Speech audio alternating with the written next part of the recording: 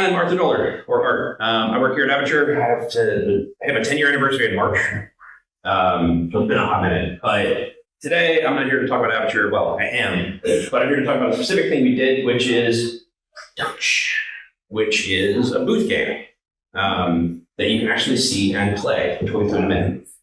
So we're going to do a technical breakdown of this talk, a very detailed discussion about all of the technical stuff that went into this, a multi-year project. There's multiple sets of languages, multiple sets of architectures involved.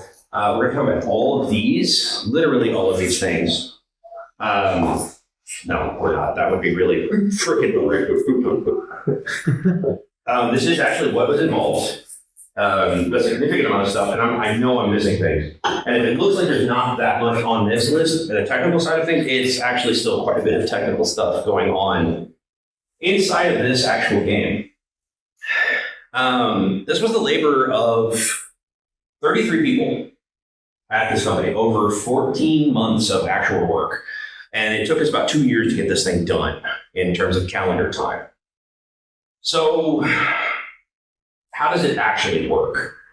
I'm realizing now that I forgot to include a game. Like when I gave this presentation at work, I literally had it sitting in front of me. I haven't even included a photo of it yet. But I mean, you can go see it. There'll be some photos of it later. But here's what's actually going on behind the scenes, how it actually works. There is a game, and it's a version of what we call Perfection, if you've ever played that game. Mm-hmm. And it's broken up into a game controller, which is running C#, which is running on an Odroid N2+. There is a back class, which is running off the same device, but it's a TypeScript and React app. And that is showing the actual game display while you're playing the actual game. And then there are 25 cups, which the hardware of which is sitting right here. They're 3D printed. Each of them are game pieces. Well, and then what we have is 15 working ones, but ideally 25. Those are each running a Raspberry Pi Pico W running Rust. The communication between the game controller and the hardware controllers is actually TCP. It's just over IP. And then between the game controller and the front end, the back glass is actually signal arm over WebSockets. So, I mean, I don't want to really spend time on the technical stuff of it. It's cool. We can talk about it for days. But that's actually beside the point. I want to talk about why we did this to ourselves. Why I spent, multiple years trying to tear my hair out, basically trying to get this thing done.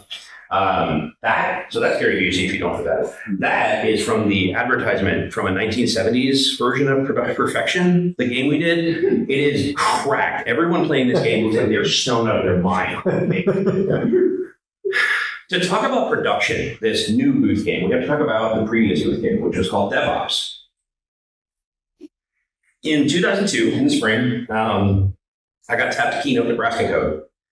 And we were talking about it like, oh, we should go sponsor Nebraska Code because you're keynoting there and there's synergy, et cetera, business stuff. So we thought, okay, great. What do we do for the booth? And we're sitting there, okay, well, there's something in it. We don't want to be boring, so maybe it's like some kind of online quiz. And Mark, who's effectively my boss, president, CEO of Aviture, was like, that sounds kind of dumb. It's not very exciting, not very interesting. And our chief of user experience, or is it customer experience now? I don't remember. Yes. Okay. DJ John actually turned around and said, hey, do you remember Operation, that board game? We're like, cool, let's do that. So we did that. In 2002, we built a 2-foot by 3-foot version of Operation, brought it to Nebraska Code. It plays very well, actually. Should have bragged it out and have it up and working, but with little parts that you draw, they're 3D printed. It's actually just a single sheet of metal underneath a vinyl piece, and literally there's a Raspberry Pi running the whole thing, and it literally just has it as a button. So you can see them holding kitchen tongs, like OXO kitchen tongs that we have just physically connected with a braided metal wire to the pin. So it goes, oh, you can close the loop, you've connected the button. And then it makes a buzzy noise and yay. And then this went great. Like we had people from other booths literally looking at us and like giving us the stink eye because we had so many people playing. After Nebraska Code, we said, great, we should up the stakes. Let's do this.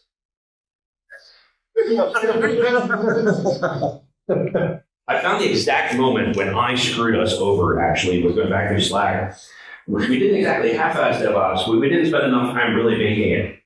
Production's going to be a well-baked idea by the time we get it done, and that's due to everybody's prediction. That was literally 8:43 p.m. Sometime in 2023, early in 2023. That was when things went off the rails. We decided to do perfection, which, if you played the game, you know the game. It's little yellow pieces with a blue tray. You don't get it in time, they pop back at your face. Now, production started, well, that was the joke, right? It's not perfection, it's production. And comedy. Started as a booth game, but it turned into a lot more for us. And it turned into a thing that really kind of pulled us together. So why did we do this? What was the benefit? Why should you try doing something like this? Well, the first answer, and probably the most business appropriate one, is cross-pollination.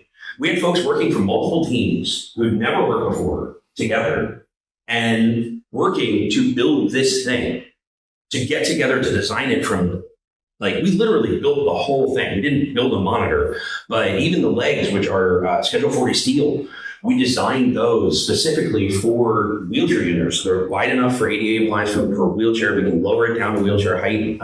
We drilled the holes, the fittings are designed, etc. It's also a culture and camaraderie thing. We use this as an opportunity to pull people into Aviture. Folks who were kind of on either new or on the outskirts of culture, we explicitly tapped those people and were like, hey, you should come help with this. And that worked. And it pulled people together that would have never operated before together. Like, literally, all the photos I'm showing you here are things we shared in Slack. In the Slack channel about this building stuff. Right? I just want to call this out. Like, this was a photo we took at one point in a meeting. And I don't know if you can see like Josh's face here, so I've blown it up. I'm not sure what he's doing. That again, that literal like phase was the thing that we just pulled out. I was like, what the hell are we putting out there?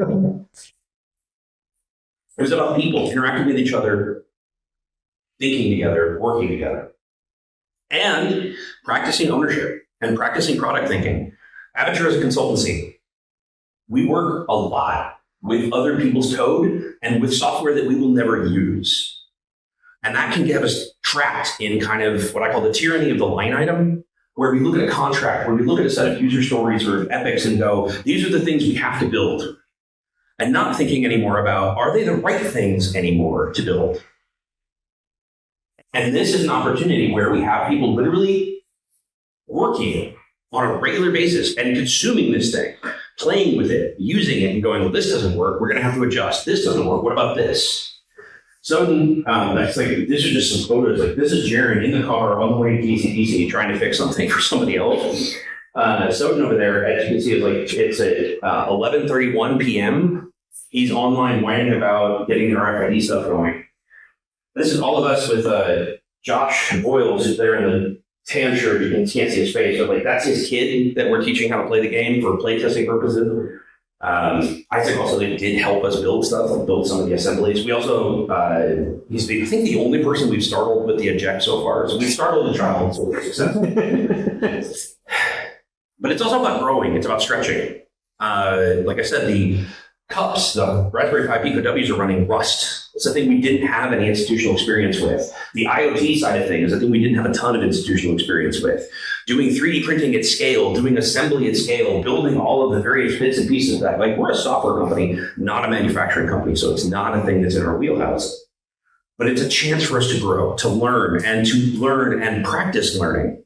And it's also a chance for us to turn around and tap people and say, hey, why don't you lead this? Why don't you lead this section of this effort in a situation where failure is more acceptable, less catastrophic, right? If we fail for a client, lawyers get involved and it's all very bad. Like, if we failed at this, I would be extremely sad for multiple reasons, but we're not going to get sued because of it.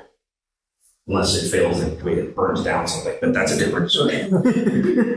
Oh no, this terrible meme came from this blog in like 2007. I have never seen anything like misunderstand memes so badly. It's like perfect example of I have followed the forum and understand nothing about the actual fact. But I have to, be honest, it's also marketing. This game and part of the purpose of it is marketing to engineers. It shows that you're people who grow. We're people who play. We're people who understand software, right? The whole perfection production joke is a thing that people who build software get instinctively. Like, I don't think I've ever dropped that and not at least gotten a sensible chuckle from someone. We're also people that post photos of traffic knives. Things got weird. Don't ask questions. We had this tenant that we actually hewed to for this. We called it Lovable Jank. We could have gone out and bought this. We could have gone out and had someone make this, and I would have a lot more hair and be a lot less stressed.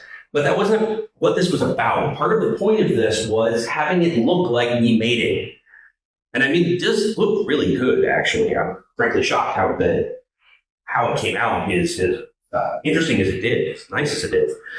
But the point is really that somebody should walk up and have that visceral moment of going, oh, wow, you built this. I get that. That's cool. I mean, it was a little bit of a crutch, too, of getting us over a hump of like, okay, well, we can't just quit. Can't get this all the way above level jank. It's fine. Everything's okay. This was a lot of work, and we all just went a little mad. There's something, again, going on about, over the course of an hour, trying to figure something out about Rust and about TCP, data framing, and I think he has a complex about his Microsoft at this point. There's another photo of the previous booth game someone photoshopped in. I know exactly when this moment was. We were trying to figure out, we were dropping all the TCP packets on the floor. We couldn't figure out why. There is a private Wi-Fi router that all of these cups are connected to. It's a little tiny, like $30 Chinese travel router, basically. Shockingly works really well. But at this point, we were like, okay, maybe it's the router. Maybe it's like inside the thing and it's not, the packets are just getting stopped by the wood. Doesn't make any sense, but we're desperate at this point. So we're just going to I have to pull it out. So it's wired in there. So I'm actually in there underneath it, pulling down these speakers that we had built into the chassis. They're pink foam with 2 exciters on top of them. They work really well. And they are actually fairly loud. And they worked well in a conference space. But I had been trimming to make the cups fit from the top. So when I unscrewed the thing and moved to the side, all of this detritus just fell on my face. And everybody just cracked up laughing, me included. So that's us just laughing for a solid 5 minutes about I dropped dirt on my face. We were stressed. We were trying to figure out what happened and what was going on. There was fights about things. People posted incorrect memes, but that's okay. At least they died. Right? Don't at me. That's the best thing at me, Donald. This has nothing to do with this. This has nothing. It's literally just a photo that somebody posted in there, and it subsumed chat for a day. Okay, again, it had nothing to do with this project, but here's one of the people that helped in this lawsuit. So, okay, all fun and games. So how did we actually get it done? And the answer was a lot of people put in a lot of work there. There was a lot of people putting in. We didn't work too many weekends, but there were definitely some weekends that we were spending time working together with pizza, Fridays after work when we get all project work done, crashing for a couple hours, working together to get this thing built, to get the code working, determine what was not working, all the graphic design, all of the actual visual design, all of the building, all of the stuff that we did, all in-house. It was a labor of love by the people involved in this project to get this done because we believed in the project and because we were having fun together, mostly. There were definitely some moments where that was not true, but it's a thing, again, that brought us together, that camaraderie, that overcoming against tough odds, ignoring the fact that we had to set ourselves the bar. There's a little sneak in with Travis and Jared. They didn't work in the first photo. I mean, the results do speak for themselves.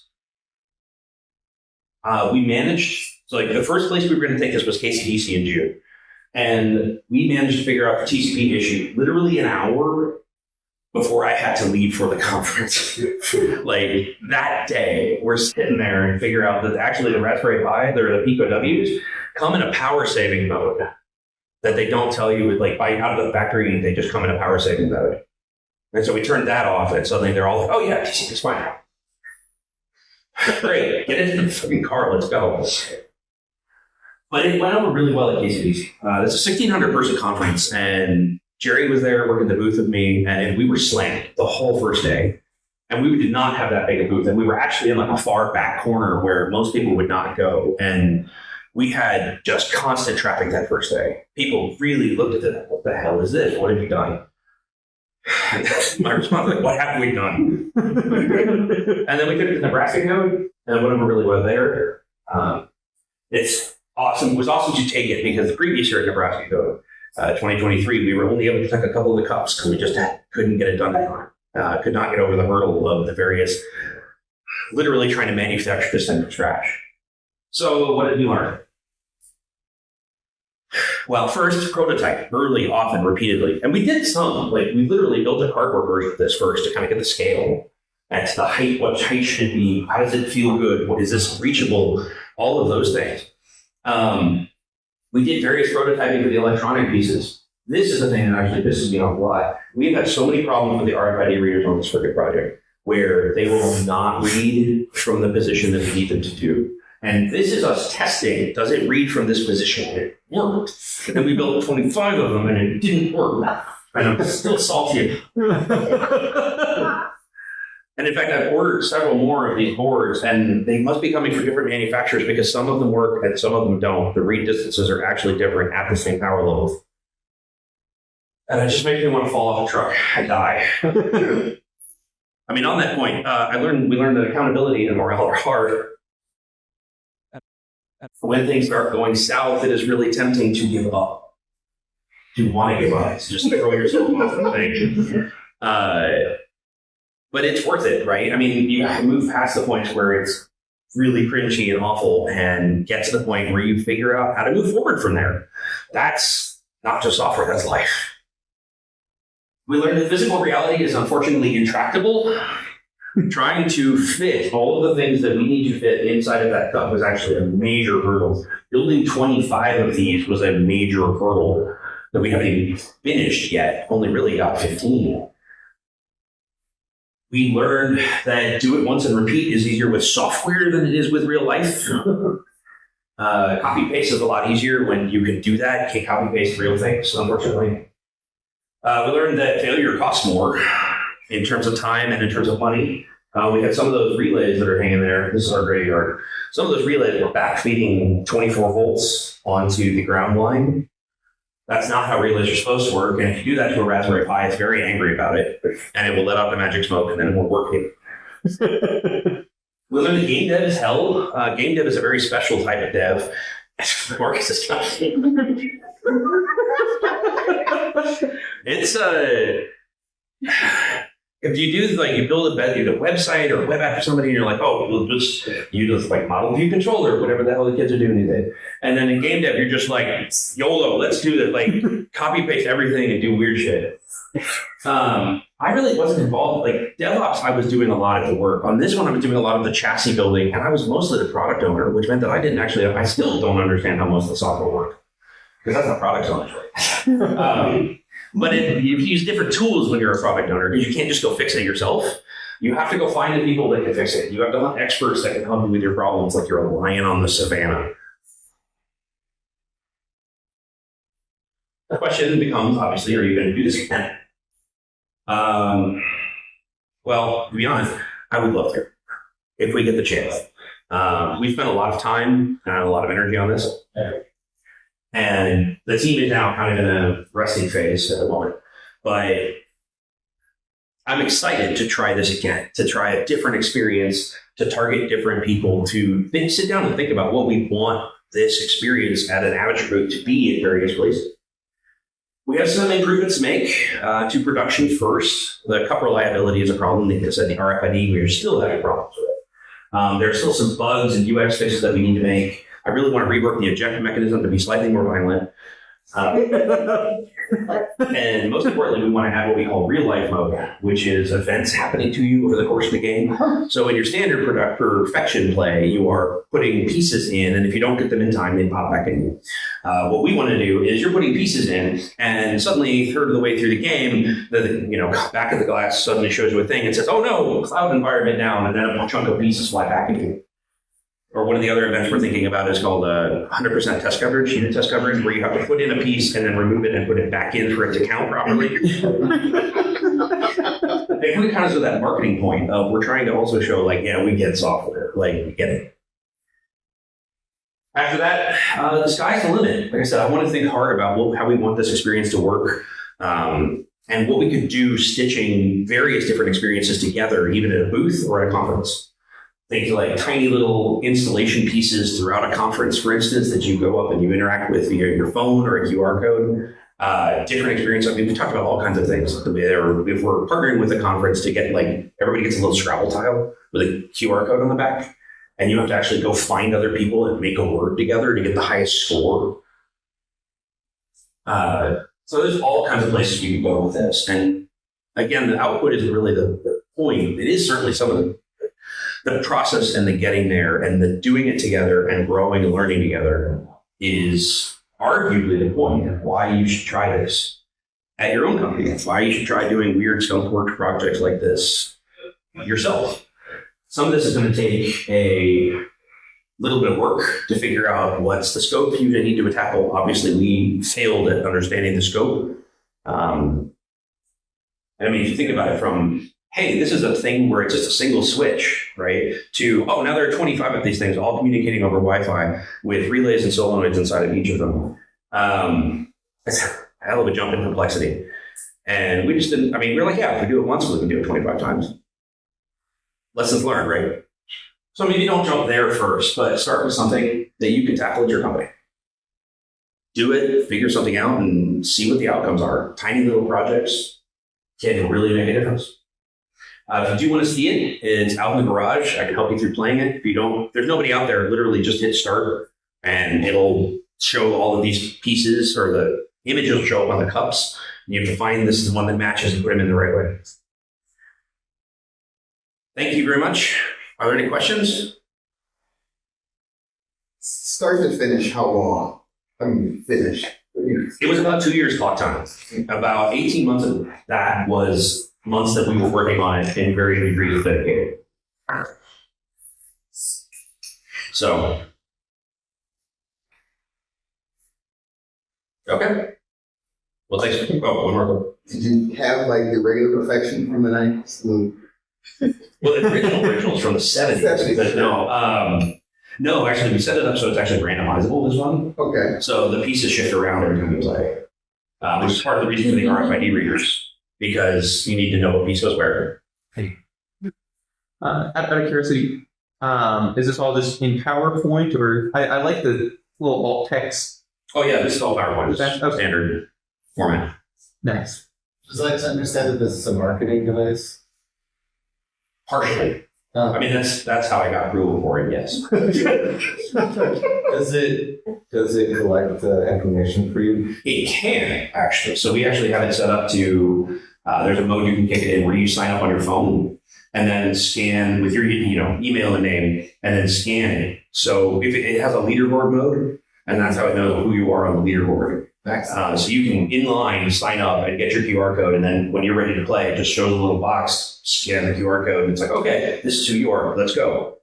With DevOps, when we built it, we actually had the sign up as part of the flow. So every time when somebody got to the front of the line, you have to go in and type in your name and email, and then you could play. And that was a huge time waster. So we built the password app so actually we can use across multiple different game experiences as we go. So, do you want to make a design company?